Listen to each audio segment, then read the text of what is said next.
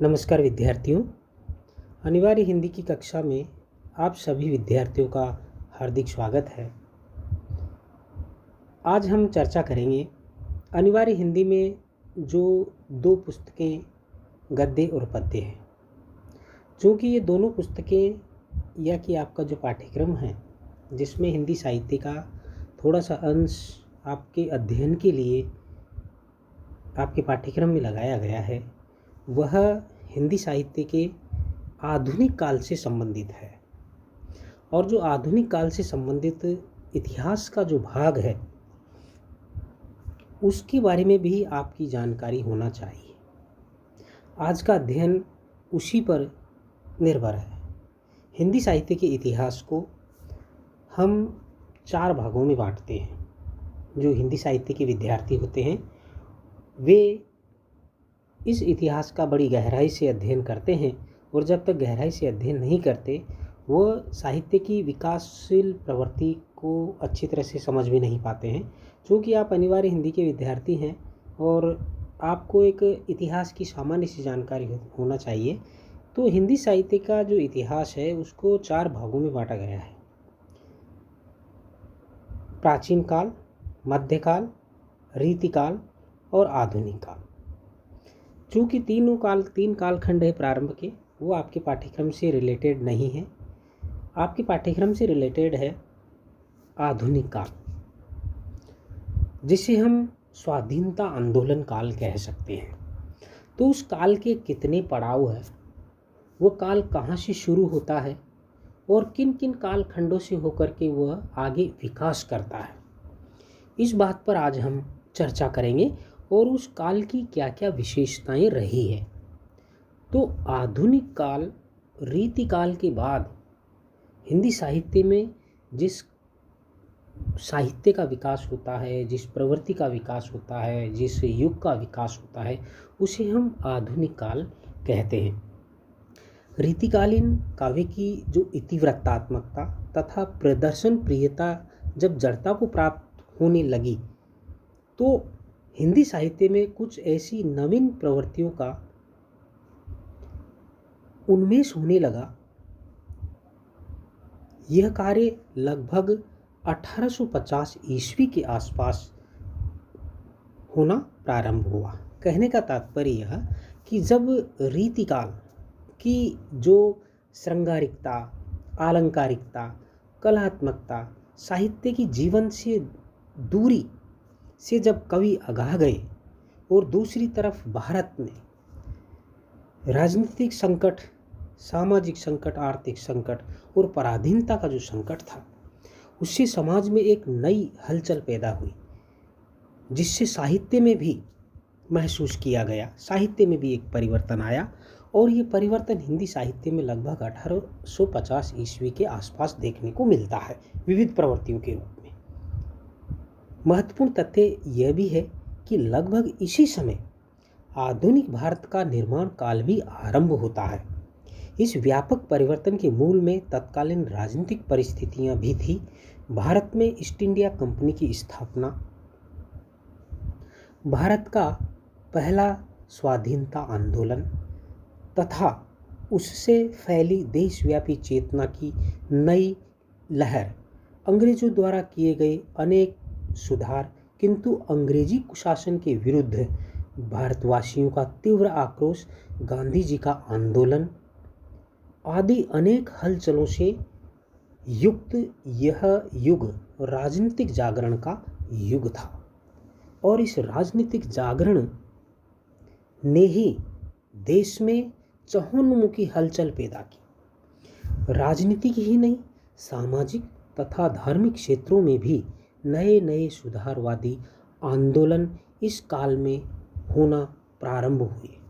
उदाहरण के तौर पर ब्रह्म समाज और आर्य समाज जैसी संस्थाएं एक सामाजिक आंदोलन के रूप में जो कि एक नया माहौल पैदा करते हैं, तो दूसरी ओर राजा राम मोहन राय, स्वामी रामकृष्ण परमहंस, स्वामी विवेकानंद, अरविंद, महात्मा गांधी जैसे समाज सुधारकों ने भारतीय समाज को बहुआयामी सुधार चेतना प्रदान की।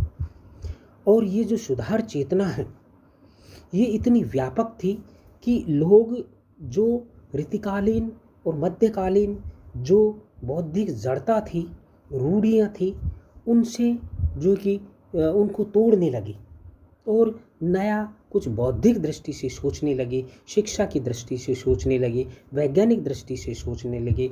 बौद्धिक चेतना समाज में फैली। परंपरा को केवल इसलिए नहीं माना गया, नकार दिया गया कि वो परंपरा है। तर्क और विवेक से बात होने लगी। यह भी एक संयोग था कि पाश्चात्य शिक्षा, वैज्ञानिक चिंतन तथा वैज्ञानिक आविष्कारों ने भारतीय सोच की दिशा को बदलने का महत्वपूर्ण कार्य किया। कहने का तात्पर्य, भारत का जो पाश्चात्य जगत से संपर्क हुआ, जिसके कारण जो पाश्चात्य जगत के जो आंदोलन थे, पाश्चात्य जगत की जो शिक्षा थी, पाश्चात्य जगत में जो वैज्ञानिक चिंतन पैदा हुआ, बौद्धिक चिंतन पैदा हुआ, वैज्ञानिक आविष्कार हुए, उद्योग धंधे जो कि आगे बढ़ रहे थे, उससे जीवन में एक नई सोच, नई स्वतंत्रता की भावना, जो सामाजिक समता की भावना का प्रचार प्रसार हो रहा था, उसने भारतीय लोगों की सोच को भी बदलने का महत्वपूर्ण कार्य किया, जिससे भारतीय समाज में एक नई हलचल, एक नई चेतना देखने को मिली। अंग्रेजों के शासन के साथ ही भारत में पूंजीवादी अर्थव्यवस्था का उन्मेष हुआ, क्योंकि अंग्रेजों के प्रयासों से नए नए उद्योग धंधे विकसित होने लगे। एक ओर परंपरागत सामंती व्यवस्था लुप्त होने लगी, तो दूसरी ओर अंग्रेजों ने अपनी स्वार्थ सिद्धि के लिए देसी उद्योग धंधों के स्थान पर पाश्चात्य तकनीक पर आधारित उद्योग धंधों की स्थापना की। ये सब अंग्रेजों ने भारतीय जनता को आर्थिक दृष्टि से विपन्न बनाने की दृष्टि से किया, अर्थात भारतीय जनता को आर्थिक दृष्टि से कमजोर करने के लिए किया। इस आर्थिक शोषण के परिणाम स्वरूप भारत में गरीबी और बेरोजगारी का प्रसार हुआ तथा सोने की चिड़िया कहलाने वाला ये देश निरंतर गरीब होता चला गया, निरंतर बदहाल होता चला गया और कंगाली की कगार पर पहुंच गया। इसमें संदेह नहीं कि अंग्रेजों के शासनकाल में भारत में व्यापक परिवर्तन हुए। यहाँ का बहुआयामी विकास एक नई दिशा में हुआ। कई उद्योग धंधे, रेल आदि की स्थापना हुई। हलचल के इस युग में हिंदी साहित्य का विकास भी सर्वथा नई दृष्टि से हुआ। यानी कि जो देश के सामाजिक और राजनीतिक वातावरण में जो हलचल थी, वो साहित्य में स्पष्ट रूप से दृष्टिगत हुई, बल्कि साहित्य ने उसका नेतृत्व किया।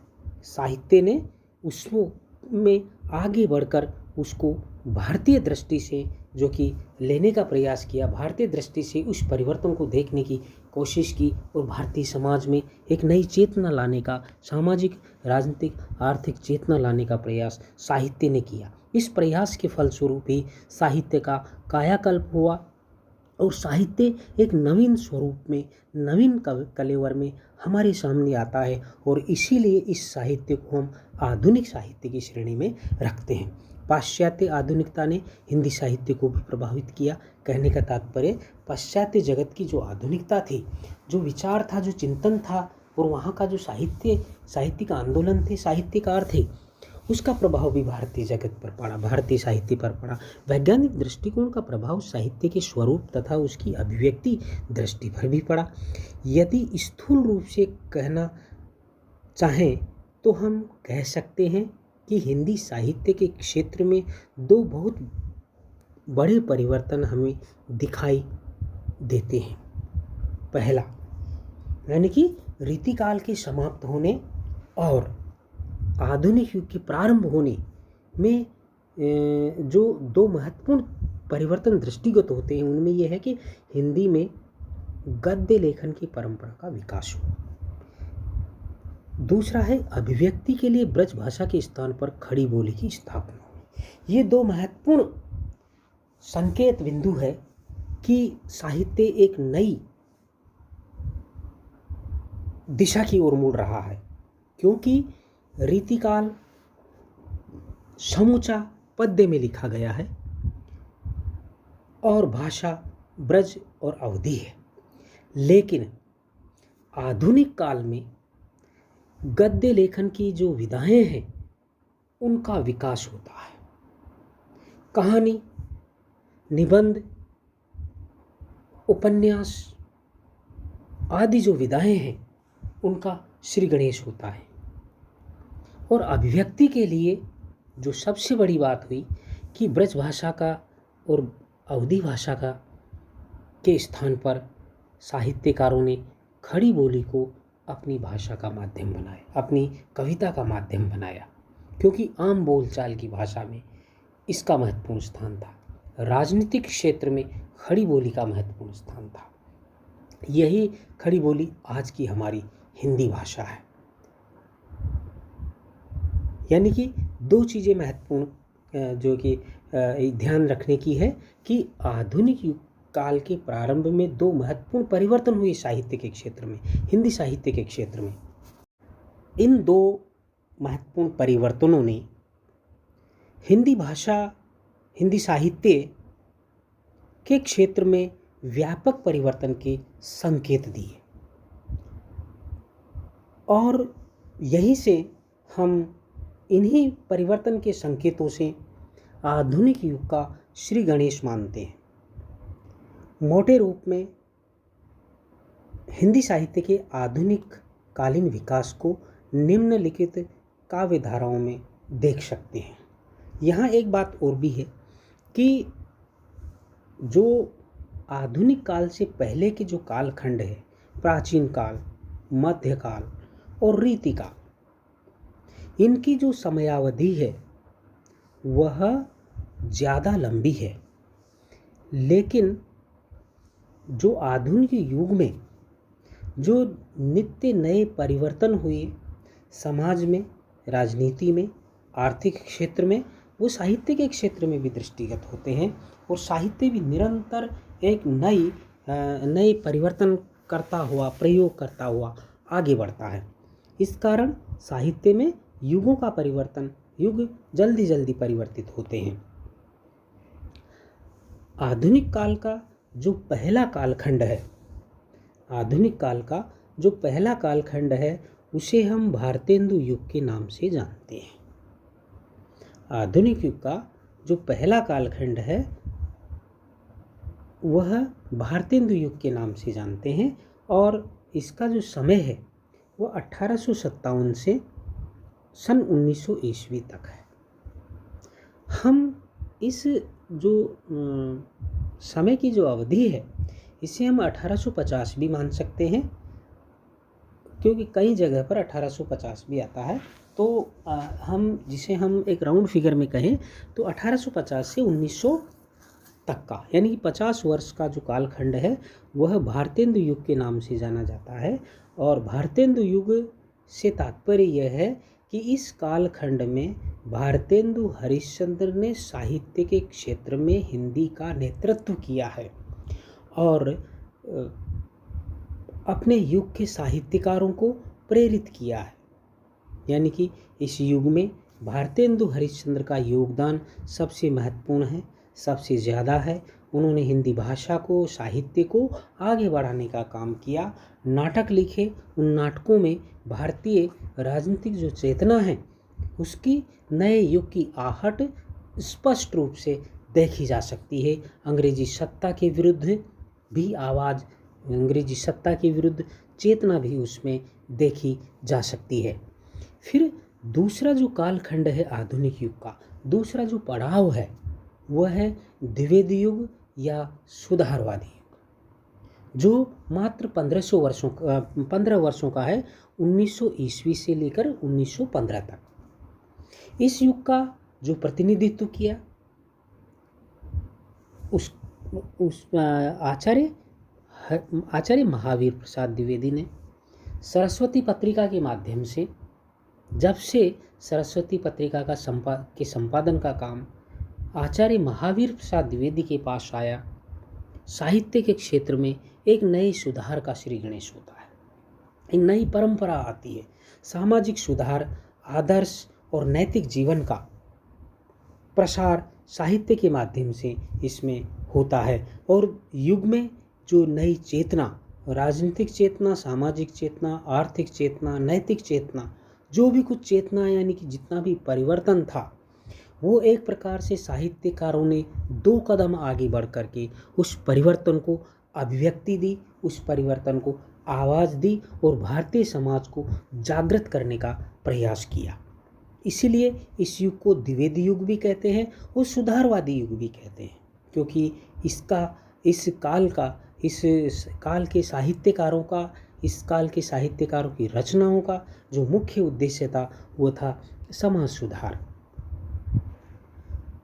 इसके बाद जो तीसरा कालखंड आता है वो है छायावादी।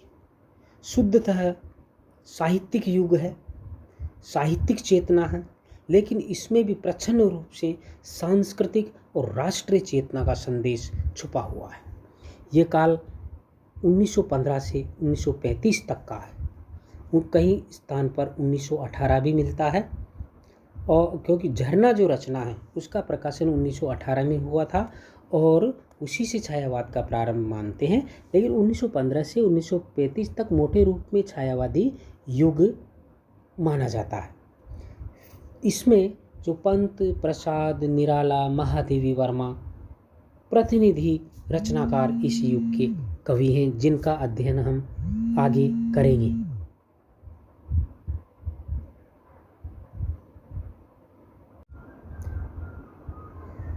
इसके बाद अगला जो कालखंड है वह है प्रगतिवाद, जो 1935 ईस्वी से लेकर 1942 ईस्वी तक माना जाता है। ये जो सीमा रेखाएं हैं कालखंडों की, ये मोटे तौर पर दी गई है।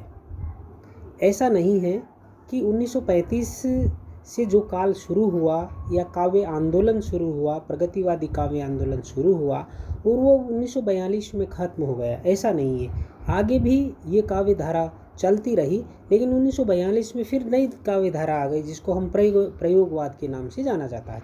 इसलिए प्रगतिवाद का जो कालखंड है वो 1935 से लेकर 1942 तक माना जाता है। इस युग के अंदर कविता सामाजिक यथार्थ की बात करती है और मार्क्सवाद की बात करती है, शोषण और शोषित की बात करती है, शोषकों का विरोध करती है, शोषितों के प्रति सहानुभूति का भाव रखती है, पूंजीवाद का घोर विरोध करती है। हिंदी साहित्य के इतिहास की एक महत्वपूर्ण काव्यधारा है। इसके बाद जो 5वां युग है, आधुनिक काल का जो 5वां पड़ाव है, उसे हम नाम देते हैं प्रयोगवाद, जो कि 1942 से लेकर 1960 तक ईस्वी तक है। प्रयोगवाद का श्री गणेश सच्चिदानंद हीरानंद वात्स्यायन अज्ञे द्वारा किया गया तार सप्तक के प्रकाशन के माध्यम से, और यह प्रवृत्ति लगभग 1952 तक चलती रही। और 52 के बाद इस काव्य आंदोलन में थोड़ी सी गंभीरता, थोड़ा सा धैर्य और थोड़ा सा जो कि संयत भाव आता है, तो यही प्रयोगवाद नई कविता में पर्यवसित हो जाता है। तो इस तरह से 1952 के बाद की जो कविता है वह नई कविता के नाम से जानी गई, और 60 के बाद की जो कविता है वो साठोत्तरी हिंदी कविता के नाम से जानी गई। कहने का तात्पर्य यह कि आधुनिक काल, रीतिकाल के बाद का जो हिंदी साहित्य का इतिहास है वह आधुनिक काल के नाम से जाना जाता है। आधुनिक काल के जो महत्वपूर्ण युग है, महत्वपूर्ण कालखंड है, महत्वपूर्ण जो पड़ाव है, उनको मोटे रूप में 6 भागों में बांटा गया है। भारतेंदु युग 1857 ईस्वी से 1900 ईस्वी तक, अर्थात 1850 से 1900 ईस्वी तक। और द्विवेदी युग जिसे हम सुधारवादी युग भी कहते हैं। आप ध्यान रखिए, द्विवेदी युग का जो दूसरा नाम है वह सुधारवादी युग भी है। यह 1900 से लेकर 1915 तक रहा।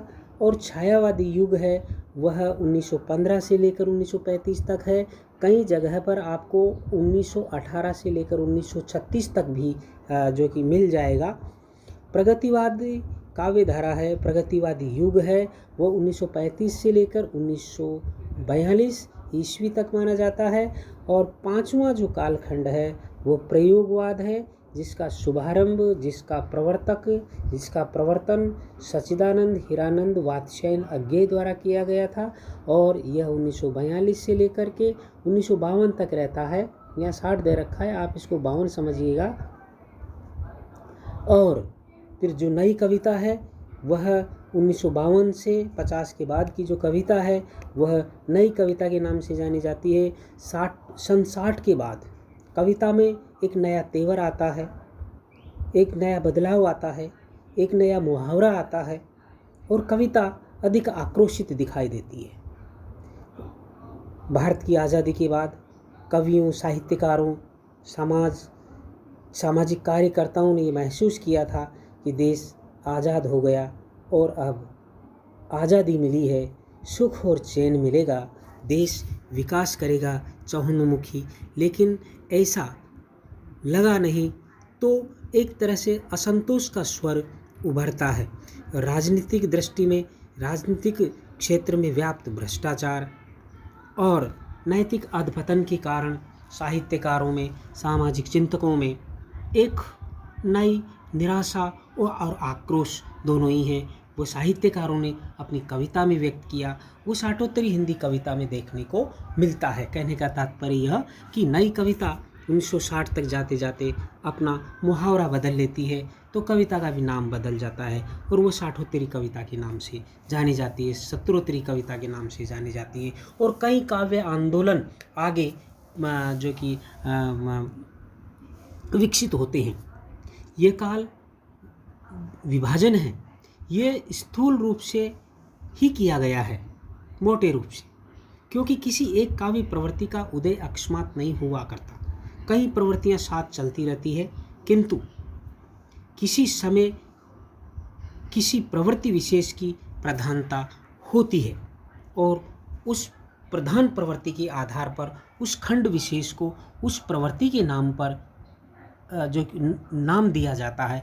जैसे भारतेंदु युग है, द्विवेदी युग है, छायावाद है, प्रगतिवाद है, प्रयोगवाद है, नई कविता है। अब प्रयोगवाद, प्रगतिवाद के संदर्भ में हमने चर्चा की थी कि 1935 से लेकर 1942 तक का जो कालखंड है वो प्रगतिवाद के नाम से जाना जाता है। लेकिन ऐसा नहीं है कि 1942 के बाद प्रगतिवादी कविताएं नहीं लिखी गई, साम्यवादी प्रभाव हिंदी कविता पर नहीं रहा, या साम्यवादी लेखक, समाजवादी लेखक नहीं रहे, बिल्कुल थे। और उन्होंने आगे इस विचारधारा पर आधारित कविताओं की रचना की है। तो कहने का तात्पर्य यह कि हिंदी के आधुनिक काल को 6 मोटे रूप से 6 खंडों में बांटा गया है 60 तक। भारतेंदु युग, द्विवेदी युग, छायावाद, प्रगतिवाद, प्रयोगवाद, नई कविता और 60 के बाद की जो कविता है वो साठोत्तरी हिंदी कविता के नाम से जानी जाती है। तो आगे अब हम जो चर्चा करेंगे इन्हीं कालखंडों पर अलग अलग ढंग से करेंगे। भारतेंदु युग पर करेंगे, द्विवेदी युग पर करेंगे, छायावाद पर करेंगे, प्रगतिवाद पर करेंगे, प्रयोगवाद पर करेंगे, नई कविता पर करेंगे। धन्यवाद।